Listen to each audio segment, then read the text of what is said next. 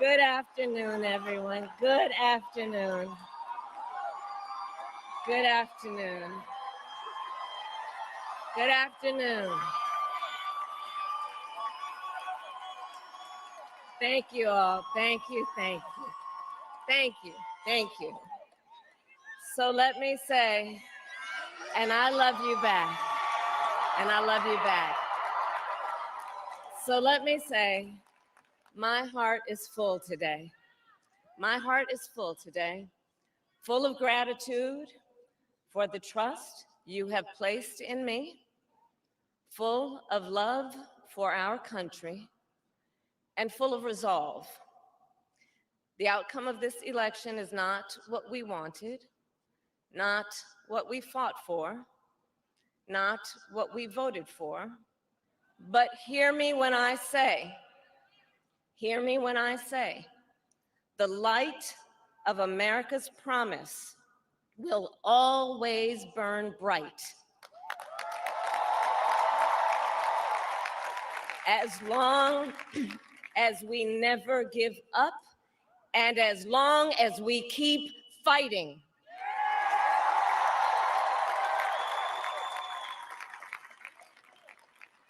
To my beloved Doug and our family, I love you so very much.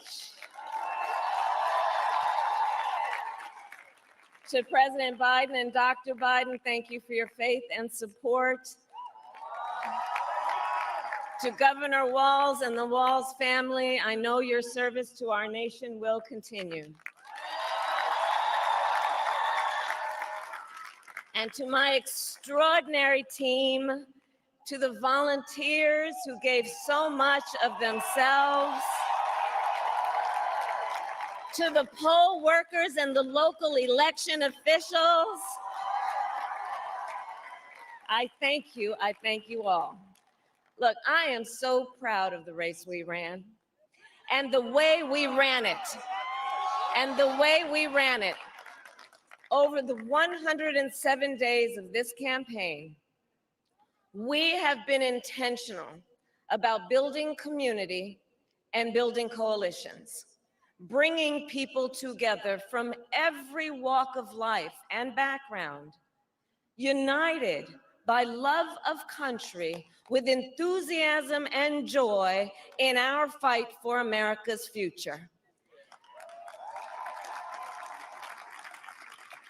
And we did it with the knowledge that we all have so much more in common than what separates us. Now, I know folks are feeling and experiencing a range of emotions right now. I get it. But we must accept the results of this election. Earlier today, I spoke with President-elect Trump and congratulated him on his victory. I also told him that we will help him and his team with their transition, and that we will engage in a peaceful transfer of power.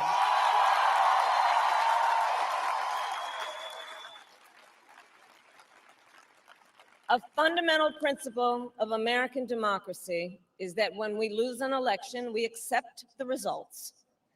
That principle, as much as any other, distinguishes democracy from monarchy or tyranny.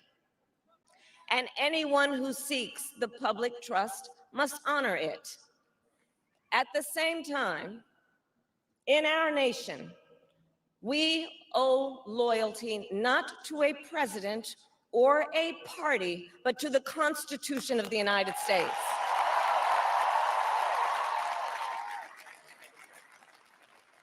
And loyalty to our conscience and to our God.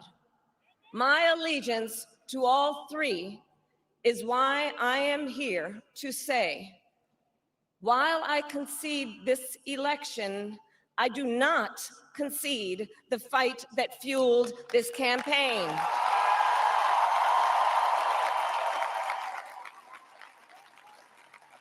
The fight for freedom, for opportunity, for fairness, and the dignity of all people. A fight for the ideals at the heart of our nation. the ideals that reflect America at our best. That is a fight I will never give up.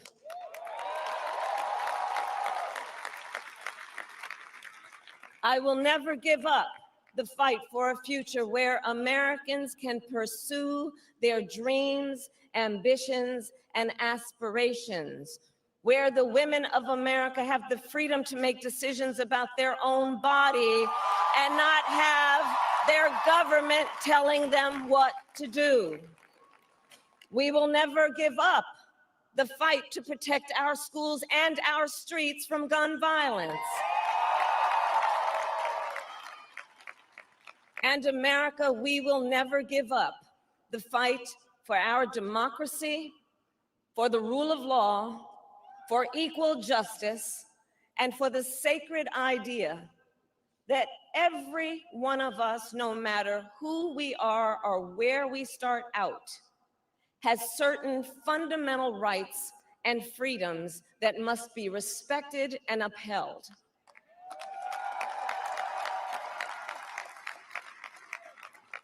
And we will continue to wage this fight in the voting booth, in the courts, and in the public square.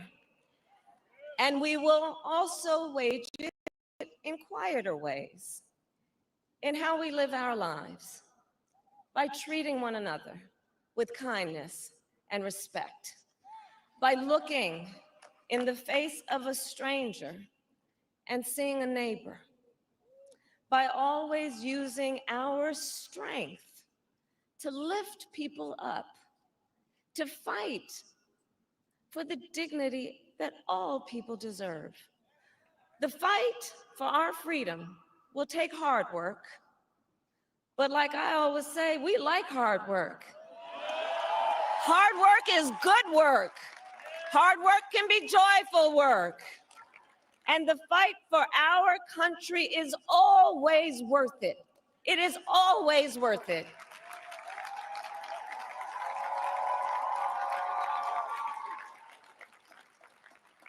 To the young people who are watching, it is, I love you guys. To the young people who are watching, it is okay to feel sad and disappointed, but please know it's going to be okay. On the campaign, I would often say, when we fight, we win. But here's the thing. Sometimes the fight takes a while. That doesn't mean we won't win. That doesn't mean we won't win. The important thing is don't ever give up. Don't ever give up. Don't ever stop trying to make the world a better place. You have power. You have power. And don't you ever listen when anyone tells you something is impossible because it has never been done before.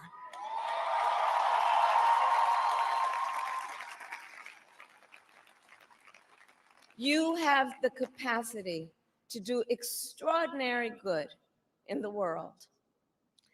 And so to everyone who is watching, do not despair. This is not a time to throw up our hands.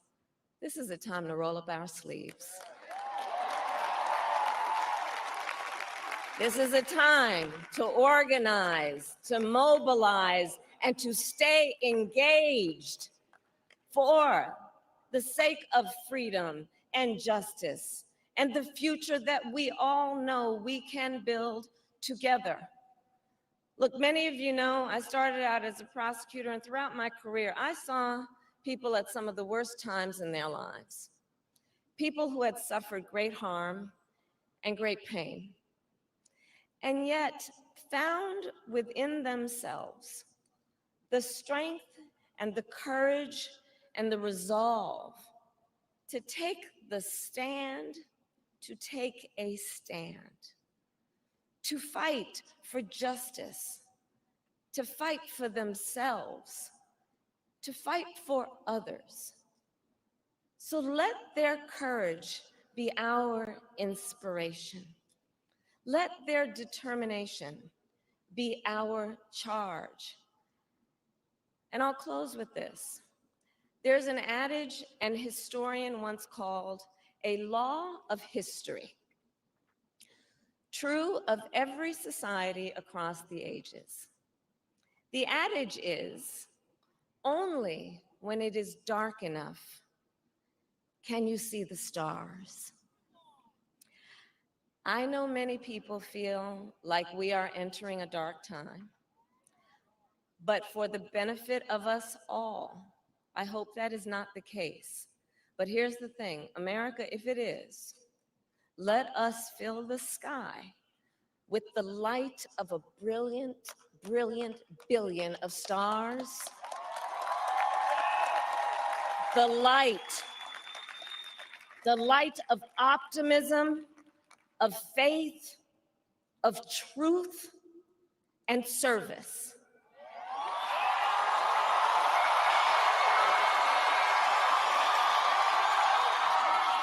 HU. And may that work guide us, even in the face of setbacks, toward the extraordinary promise of the United States of America. I thank you all. May God bless you, and may God bless the United States of America. I thank you all.